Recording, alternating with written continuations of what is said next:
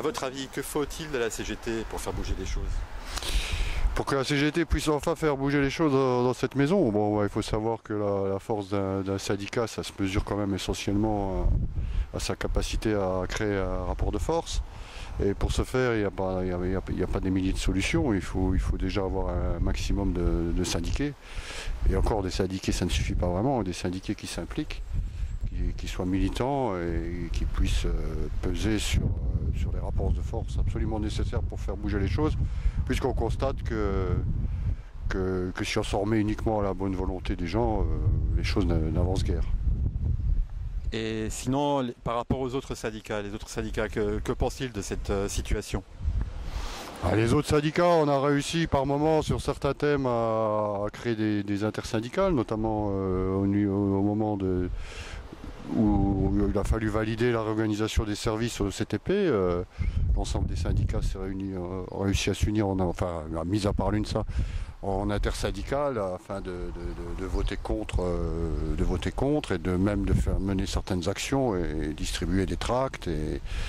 Et à ce moment-là, on a réussi à être unis, mais on constate que sur la durée, cette union ne fonctionne pas. Ne fonctionne pas parce que, à notre avis, les autres syndicats pratiquent parfois certains corporatismes, sont plus attentifs à régler les petits problèmes personnels, soit de leurs syndiqués, soit des agents, mais souvent ils n'ont pas une vision assez large à notre goût de l'action syndicale. Et sinon, vous êtes sur les revendications, donc quelles sont les revendications les plus importantes pour la CGT? Pour la CGT, une des revendications les plus importantes, c'est de pouvoir participer réellement à l'organisation du travail, tel que le prévoient d'ailleurs les textes, mais que nous contestons d'ailleurs l'interprétation des textes pour tout ce qui nous est soumis en CTP. On constate que de nombreuses organisations ne nous sont pas soumises, ou alors sont soumises bien trop tard, une fois que tout est ficelé. En fait, nous ne sommes qu'une chambre d'enregistrement.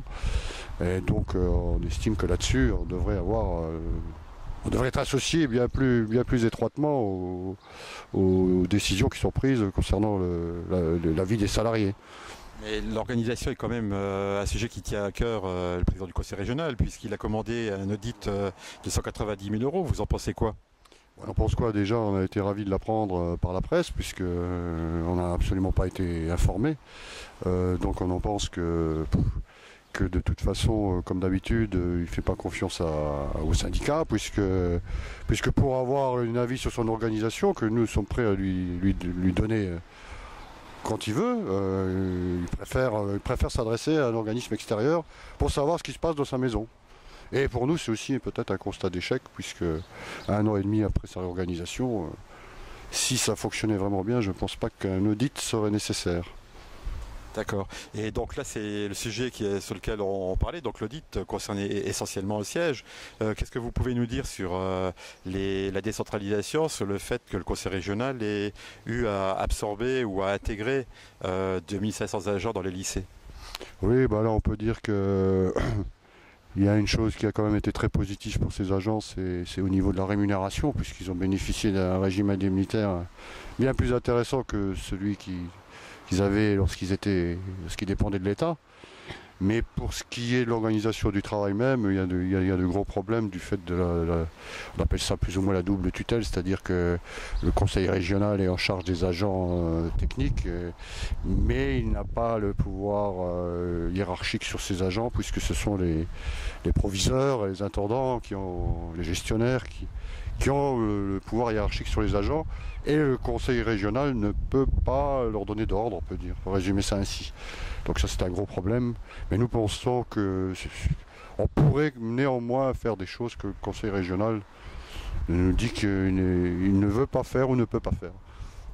Alors Gilles Messambourg, on vous remercie pour cette interview, et on repassera d'ici 6 mois pour refaire un petit point avec vous. Merci. On lâche rien.